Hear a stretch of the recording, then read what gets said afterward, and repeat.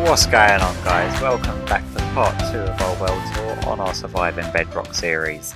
Now, this part is going to be purely based around the farm. Well, not the farms, because we've gone over quite a lot of the farms.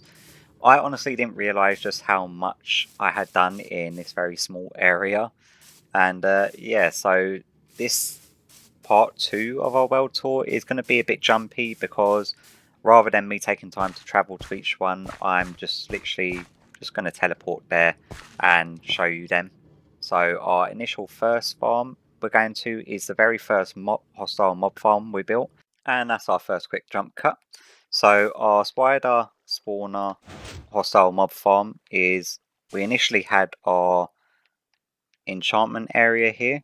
So the spiders, they spawn, they go down into the water streams just as these guys are now, and then they go through here up to 2x2 elevator, and they go all the way up to this little box here where they can't get out of, and because spiders' natural reaction is to climb directly up, they all sort of climb, and because they're climbing up they can then go into each other's hitboxes, and then they end up just building up in that area there. So if we get back out into that, and I can actually show you the glitch that I was talking about in the previous episode regarding how comes our sheep farm is broken, and that is because mobs are getting stuck in blocks when the blocks are being pushed by sticky pistons. So what would happen here is that we'd close this, you've got a spider there, we'd hit the button, and usually this would crush them down to a one-hit kill. But what is happening is that it will crush them, and then for some reason it will then drag the mob into the block itself, and then it's killing them. Which is the exact same thing that is happening to our busted pop-up sheep farm at the moment. That is a bug, and hopefully it will be fixed soon. But as for this farm, I'm not too worried about, because this farm's pretty much a little bit dead now. I've got very little use for spiders, but after killing them, their drops then go down here to this double chest here, and I've got a ton of spider's eyes and string, because obviously I was using this quite a lot at the beginning of the series. That was my main form of XP. And then we're going to go over to our second mob spawner now. Okay, so this is our second mob spawner that we built of the series. This one is a single zombie spawner. Now here we've got the automatic killing system. That's because I still come here to allow our villagers to breed up. Whenever I'm like needing new villagers, I'll come over here and I'll just leave my character AFK here. We'll switch on the auto killer and then just gain XP automatically. It's using the trick of the trident on the 2 bits of carpet as an auto killer. I'm sorry about that. And then that will kill them all off. You'll get XP while the villagers carry on breeding. These villagers, this breeder's been working perfectly fine. I've done a tutorial on this exact breeder on my sort of tutorial page. If you want to go check it out and follow a tutorial for a very simple and very unbreakable villager breeder. This one is the perfect concept. It's small, it's discreet.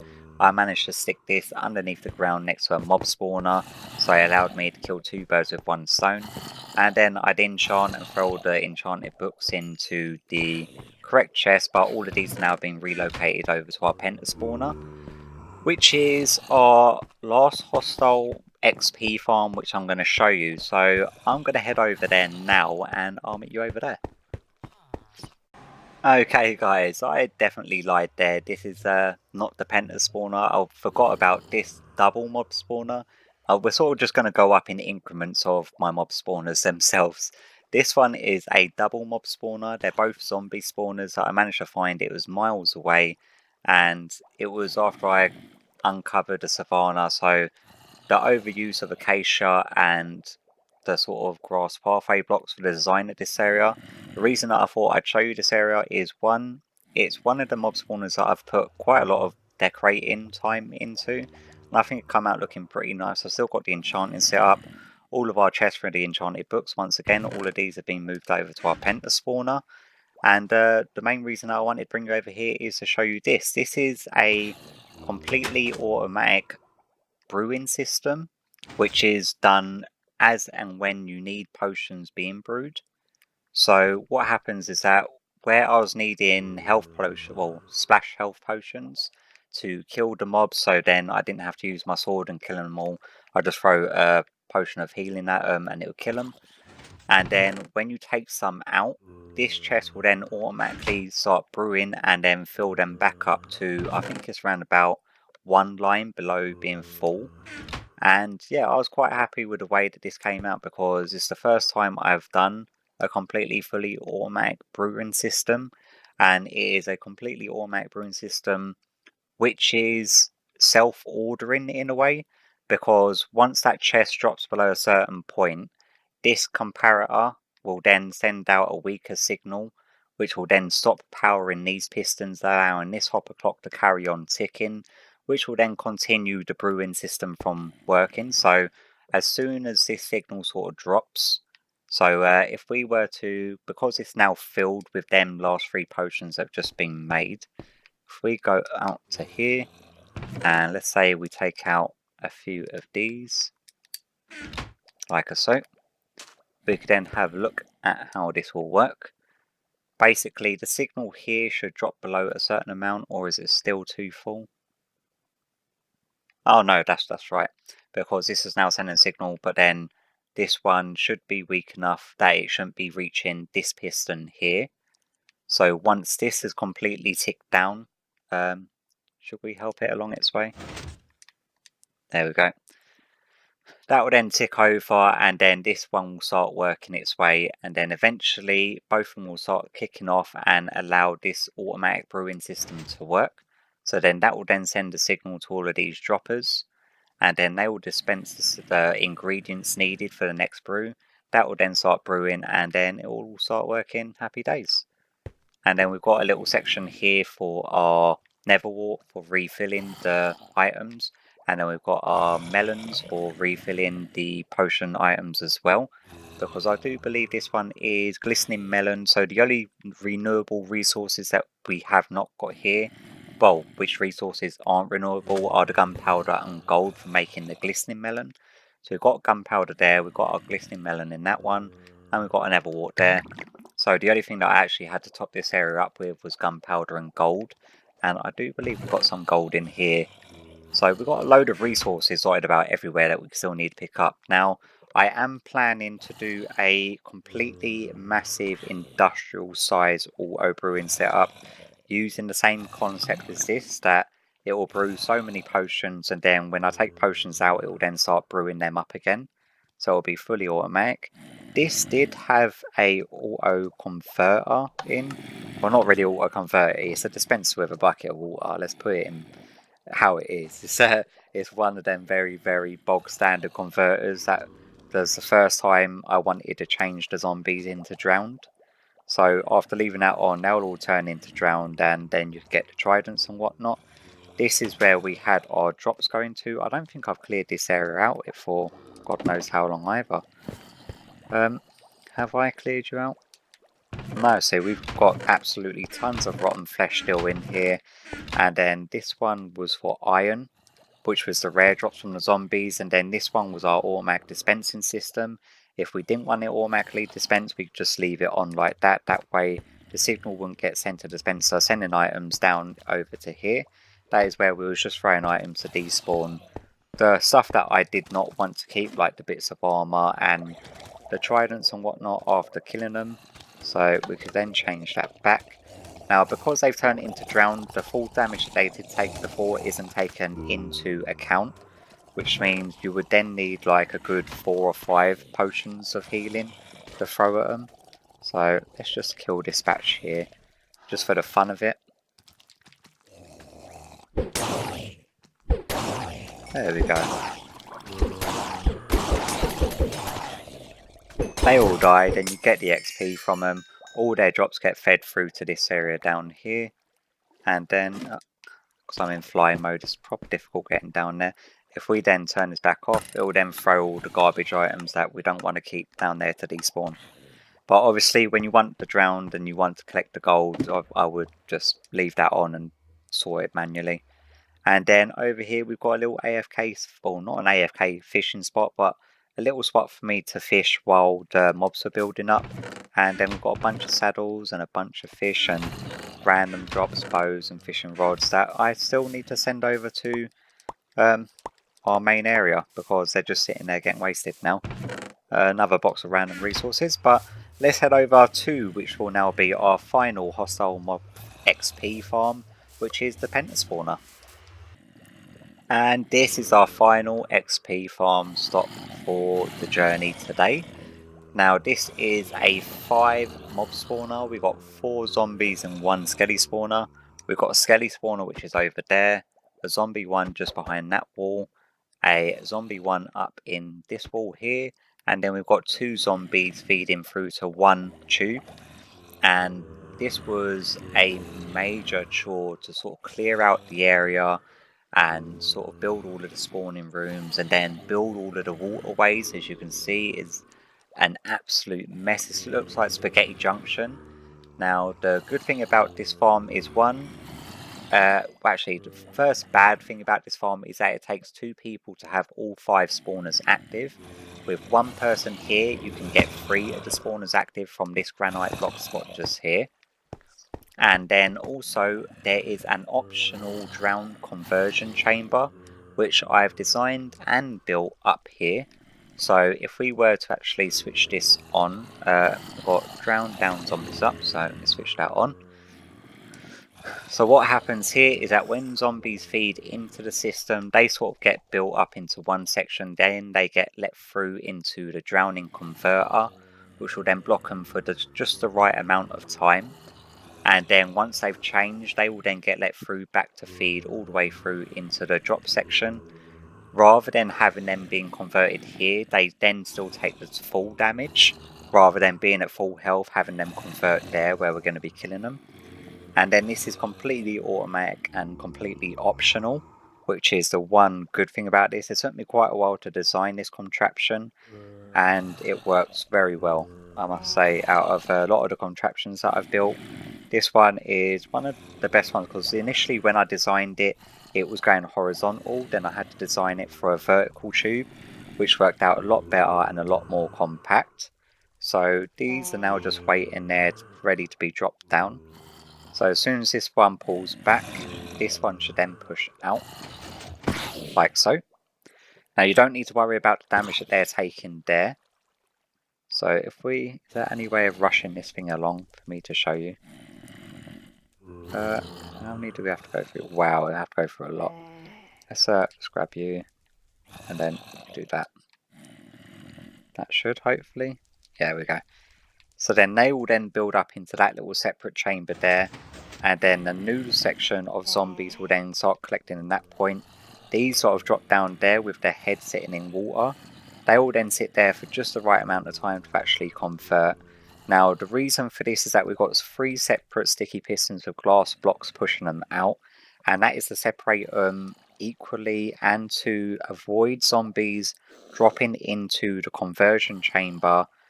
Because what would happen if you had them dropping straight into the conversion chamber, if that piston then pulled back before some of them converted, it wouldn't be 100% conversion proof, if that's a term.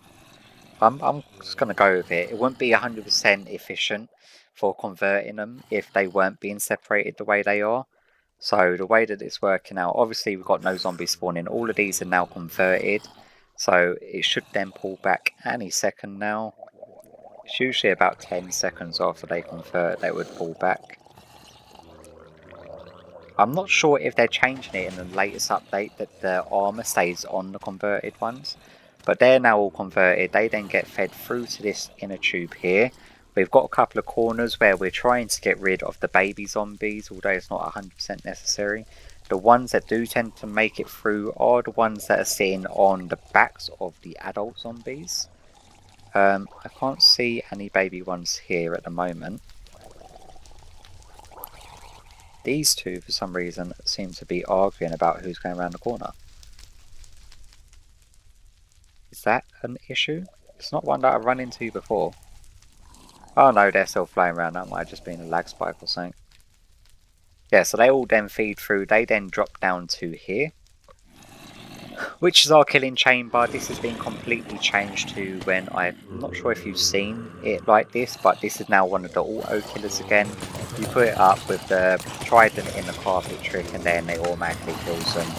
And if you want, you can hold a looting sword to get the looting effect of it. Their items then drop down underneath just here.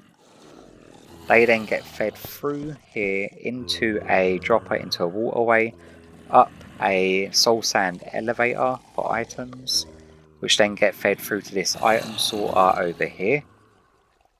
Very, very water intensive and bubble streams, and there's just so much going on with the waterways at the moment. It's a joke. But yeah, this feeds through into the item sorter. I made the optional one for the end here, so we've got gold as well as the Nautilus shells, which we've got tons of now. We've got an iron chest, and then we've just got ridiculous amounts of zombie flesh. We're using that for trading with our clerics, so that's all happy days there. This chest here, we can block this from going off in case we want to start picking up tridents again. So if we ever do need tridents, rather than being auto-dispensed into the fire, I did not make the same mistake that I did with the last one. This is now a dropper instead of a dispenser, so it will just drop the items into the fire rather than firing the tridents into the wall, because as we all know well now, it's one of them. As we all know now, yeah, I'm just going to go with that. The tridents tend to not despawn as we use him for the trident trick. Now over here is our master enchanting system with our auto book retrieval system. So what happens here is that this is I've done a whole episode of this observer system, so I'm not going to go to it too much, but the way it is that each one of these observers which have the item frames of an item in, all the items are named for the different enchants. When we want an item, we'll turn it. When we want an enchanted book, we turn that item, the observer block reads it, sends a signal up to its corresponding dropper, to drop that book or dispense that book into the waterways to then get, oh my god, I've been talking for far too long and just far too consistently now that my words are just getting muddled up. It's like my mouth is saying the words before my brain's decided what they're going to say. So yeah, when you turn the item in the item frame, it will then send a signal to its corresponding dropper to send that book down into the waterway to then drop down to you here. And then here you can combine items. I've not actually put any anvils. I've got an anvil there, but all of this area needs to be sort of cosmetically done and redecorated. And there's a very certain design style that I want to go for it, but that's for a later episode. But as a quick demonstration here, we've had to put in this kill switch because when you load and unload observers with item frames on, when they're loaded initially, it will receive the item frame being there as a block update and automatically send a signal. So when I was reloading this area, I would have like 40 books being dispensed all at the same time. But we've got a kill switch here which will then send a signal up to the redstone tower, which leads to somewhere up to here. Yeah, it leads to, oh my god, can we just get to the right section? It then leads to this line of sticky pistons with blocks. Now this gets pushed over. Now the observers, when they send a signal, can't send the signal to its corresponding dropper because it's not got a block there to actually do so. So then when we then switch on the system, we could do that. I'm not too sure what books we've got in there at the moment, but have we got any fortune books in there? Okay, so let's try that again rather than me wasting 5 minutes looking through droppers to see what books we've actually got. I know that we've got a ton of the projectile protection books, so if we turn that, it will then send a signal to the corresponding dropper. It will then drop a book into the water stream, be fed through to us, and we've got projectile protection. So that's all happy days there. I desperately need to go and refill all of the chests up there of books because a lot of them are empty at the moment. That's Feather Falling, we're doing alright, that one's empty. projectile. I think most of these ones are empty. But we have got a couple of free spots there for new enchantments, which I know are coming on the crossbows. So hopefully that will do. And we can also get rid of the Curse of Binding and Curse of Banishing, because I've never actually managed to get an enchanted book with them on. Or have I managed to enchant a book and get that enchantment on them? But yeah, we're definitely going to be revisiting this area in a later episode to do a completely cosmetic overhaul on the place. So you've got that to look forward to in a future episode. But let's move on to over to where our Guardian farm is now. So yeah, I'll meet you over there. Alright then, before we head over to our Guardian farm, which is just over in that direction there, I thought I'd show you this. This was our initial hostile and passive mob farm, which did work brilliantly until the update of what it came out. And when that came out with the addition of Drowned and the amount of wildlife that there is in the oceans, it completely broke both sides of this farm for me. And I tried a number of fixes. I've tried using podzol, I tried using just stone bricks, and the turtles take up the spawn cap for the passive mobs, and so do the fish. As you can see, tons of them flapping around there.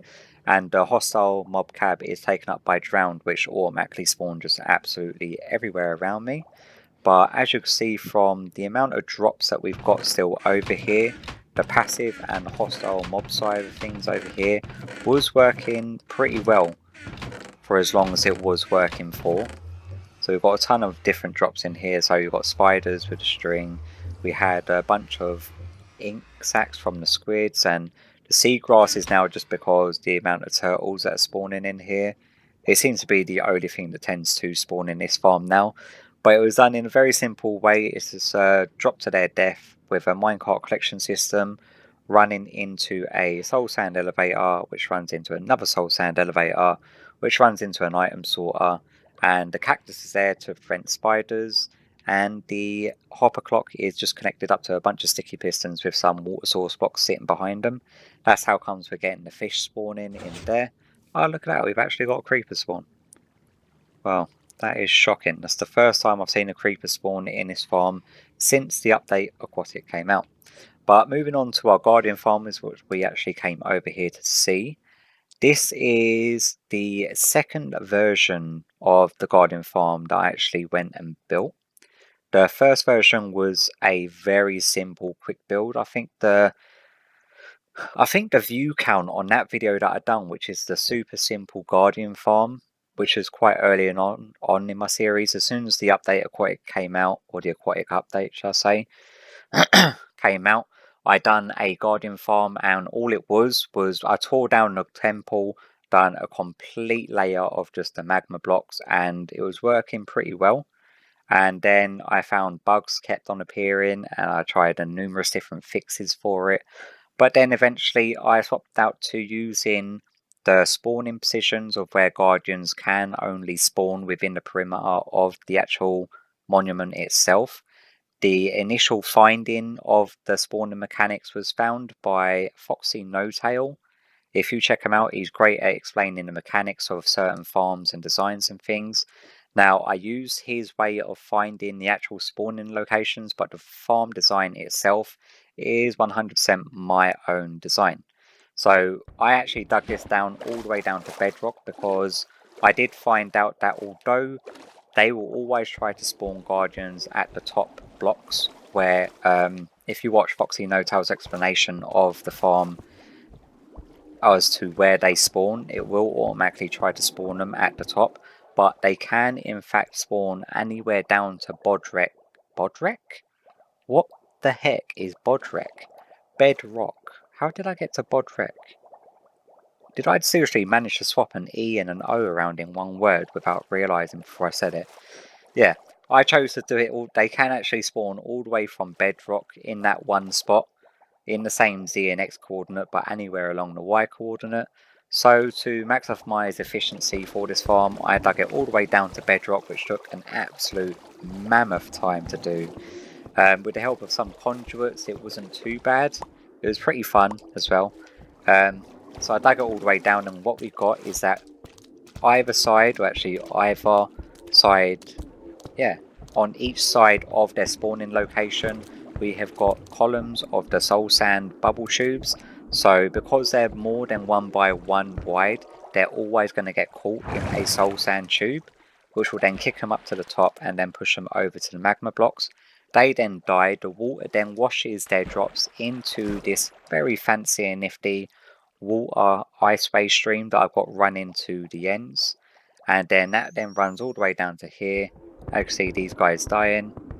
If we can get a look at their drops, they then get pushed all the way over to our sorting system, up this tube just here, into our sorting system, and then fed through to here. And this is where we've been getting all of our guardian drops from, and we're building up absolute tons of it. We've got ridiculous amounts of fish. Have we got... yeah, we've got loads of ink as well. We've got a load of bones, a load of salmon, a load of cod. Yeah, so all of these drops are coming dead in handy. This is random stuff that I've just left here. We've got 3 sponges still here. I've got to go grab them. And these are all of the resources that are from the initial clear out of the area. So we've got absolute tons of obsidian. So I'm definitely looking into making a overworld gold farm using the nether portals, but that is once again a farm in the future to look forward to. What have we got? Just loads of prismarine by the looks of it, and that is all of our broken picks from digging it out. I still need to take them back to get them mended, and I just haven't got round to it. I actually went to the hassle because I forgot where I left this, so I went to the hassle of making a whole bunch of new picks. So I've actually got that chest which I can go and repair, and I should actually have a different chest here which doesn't have nearly as many, but yeah, I've still got quite a lot of picks that I can go through. So all happy days. Don't worry, just remember when we're going around, this is in creative copy mode. All of this is done in survival Minecraft. I'm not cheating or duping or doing any of that rubbish, because I think it ruins the game. If you're playing in survival, there's no, if you dupe one item, you may as well dupe them all. If you're going to dupe them all, you may as well play creative. That's the way that my mentality is about it.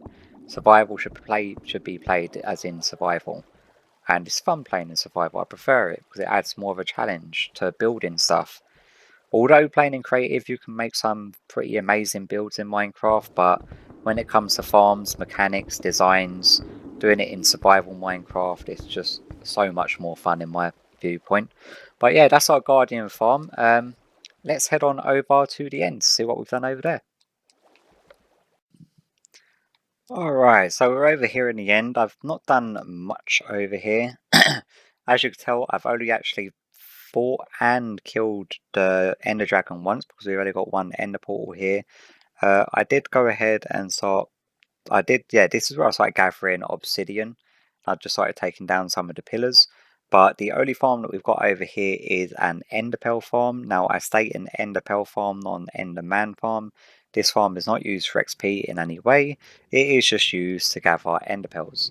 And the way this works here is that each platform is exactly 17 blocks apart from one another. Endermen can only spawn a maximum of 16 blocks away. So when they're on the top there, as soon as they spawn on a platform up here, they will then take damage. They will then automatically spawn downwards. They can spawn downwards a lot further than they can spawn upwards. So they're able to spawn down onto these platforms, but they cannot spawn back up. So then when they take damage on the next platform, they will then teleport to the next one, the next one, the next one, and then the next one, until they end on to the bottom platform here. Because there is nowhere for them to actually teleport to when they start taking damage, they can only teleport about on this platform. And then once they've taken enough damage, they will end up dying. And oh yeah, that is what I was meant to do. When I keep on coming over here, I keep on meaning to extend this glass up by just one layer. But yeah, they will then carry on taking damage to the point where they die. They will drop their ender pearls, and it's picked up by a very simple hopper minecart system. Once again, I'm doing it. I'm fixing stuff when I'm in my copy creative mode. Yeah, so he's dead, and then the hopper minecart should go along, pick it up. It can then come in under here. This is my little AFK spot. And then they all just sort of build up in these chests here. So you sort of just AFK here. I usually leave it for a night if I'm running low on ender pearls, and then I'll just get a couple of shulker boxes full, take it back to my man cave area, and then fill up our ender pearl dispenser system. But this is where I gather my ender pearls. This farm, I think I built. This was one of 2 farms I built in an episode, and it was a very quick and simple farm to build itself. It was just a little bit time consuming and repetitive. There is a massive Enderman farm, XP farm that I do want to build, and it requires thousands upon thousands of blocks of the magma block. So I'm still in the midst of gathering that at the moment before I try to tackle that project, but once again, that's looking into the future, and that's going to be a little bit ways down the way, a little bit of the time away before I get round to doing that farm, because it's going to be a big build, and we've got quite a few updates and content drops of Minecraft stuff coming out, which I'm definitely going to be hitting up before attempting a Enderman farm on a large scale. But yeah, that's the Enderman farm. That's all that I've done in the end, actually. I really need to get round to building something else around here, because it is looking very plain and boring. I may just dedicate an episode to coming here, fighting the Ender Dragon a couple of times, maybe building some structures or some way of trying to auto-kill the dragon. I guess I could probably give an attempt at that. But yeah, that's something that I'll look into a later episode. But I think our final trip should be over to our iron farm. So away we go. Okay, so we're now over here at our iron farm, which is going to be our last stop for the world tour today, as this is, I think, pretty much it. There's an odd bit here and there which I've not shown during this world tour, but I think it's gone on for long enough now, and the things that I've not shown in it are stuff or things that I'm still working on or I want to finish, and it's not really a complete product to be worthwhile showing you. But this iron farm was built over the space of 2 of my episodes, and I gave myself 2 challenges. One is that instead of doing my normal quad iron golem farm, I chose to do, I forgot what it's called. It's like it's a 9 times iron farm. So you've got 1 center and then 8 surrounding it. It's laid out in the same way that a crafting grid is. And then all of them have their own separate killing chambers right down towards bedrock. And then at bedrock level, once the iron golems are killed off, I'll probably hop down and show you this actually. We go down here. So we've got these water panels just underneath here, because sometimes when a farm isn't fully loaded, the center point for a village is pushed off to around about here, and then you will get iron goblins spawning on the outskirts here every now and again if you've not fully loaded the farm. And then what they end up doing is that once the farm is then fully loaded, the iron golem will try to move towards the center of the farm, and they'll just end up falling into the water trap anyway. So it's not too much of an issue. It just meant that I had to dig out a little section underneath each of the 8 farms around the edges and then actually do like a water pushing system. They then get pushed down into a standard iron golem killer, which then leads into some hoppers, which then leads into a automatic dispensing system, which leads into a waterway system, which goes all the way. Basically, it's a funnel system which pushes all of the iron ingots and poppies, which we also desperately want and need from these farms, to the center, where they are then sent up to a auto sorter for storage. But the auto sorter hasn't actually been sorted to distinguish between poppies and iron yet, and I may have to do a junk one because I am getting a random odd mob spawning. So we're getting gunpowder, cooked pork chops, I'm guessing some pigs ran in there, some bones, string. We're getting random bits and bobs of items dropping in, but we have got a ton of iron backlogged now because I did do a couple of nights AFK session here. I've left my parrots here. I actually want to come over here and start building some stuff around this area. Obviously we can't utilize any doors whatsoever because it will throw off the villages, but each one is just far enough away from one another so they don't converge onto each other. Now, I gave myself the extra challenge of building it in a jungle because I've never attempted building anything in a jungle before. That was a big mistake because it was such a pain having to clear areas and then make sure that the trees weren't throwing off the iron golem spawns, because I'd fly around and I'd see iron golems wandering around on the outskirts. And it was before I figured out that you actually need 2 players to keep this entire farm loaded. When you're standing in the middle here, it is loading that one, that one, that one, this one, that one, half of that one, half of that one, none of that one, and only half of that one. So what I need to do is actually have a player AFK here, and then another player AFK in between these ones here. So then if you're worrying how comes, well, what happens to that one and that one is actually within range of me standing in the center point here. Like if I was to stand in the center point here, where that block is just there, would also work. So that one, that one, that one, that one, and that one's all fully loaded by me standing here. And then the same would be for the second player over, which would be, I think, about here. But I need to mark out the exact locations of our AFK spots for this thing, because after doing a couple of nights AFK session, because it's 9 iron farms all working at the same time, I was actually getting iron quite decently. And after having, like, as you can see, iron's already flying up there. After getting around about, I think it was about 5 or 6 stacks of iron blocks, I've actually not come back here. What have we got here? Dirt and jungle wood.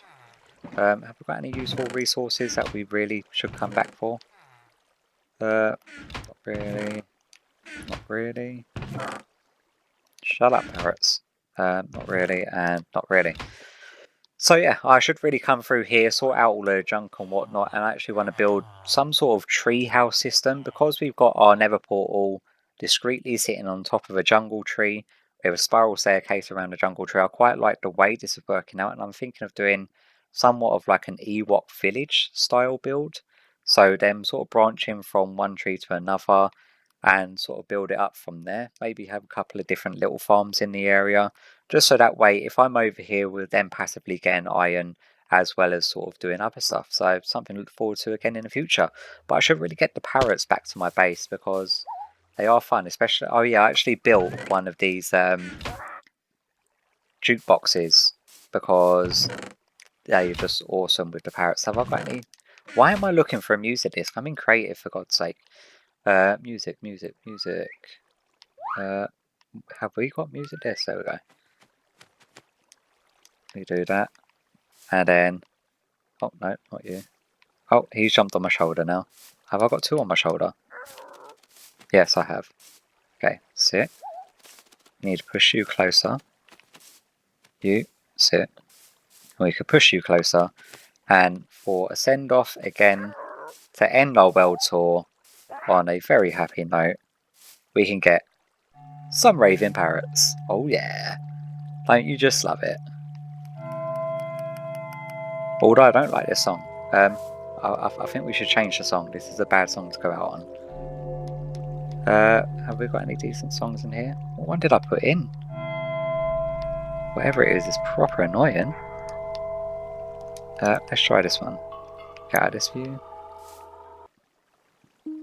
There we go. Okay, yeah, so before I waste any more of your time, hopefully you've enjoyed this world tour. Hopefully it's not gone on too long, and hopefully if you've managed to endure through the 2 episodes of this world tour, there was a lot more to go through than I thought I had actually done. But I think I may have over-explained some of the items, especially if you've watched us from the beginning to this point.